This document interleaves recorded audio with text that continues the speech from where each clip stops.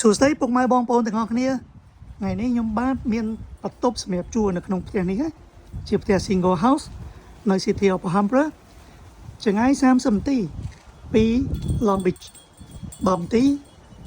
ទៅ Downtown LA ឥឡូវយើងចូលមើលបន្ទប់ទាំងអស់គ្នាផ្ទះនេះគឺ3បន្ទប់គេង2បន្ទប់ទឹកបន្ទប់ខាងមុខគឺ Master bedroom ខ្ញុំនៅហើយ2បន្ទប់ទៀតគឺនៅខាងក្នុងដាច់ដោយឡែកនេះគឺ living room បាទហើយនេះគឺបន្ទប់គេងទី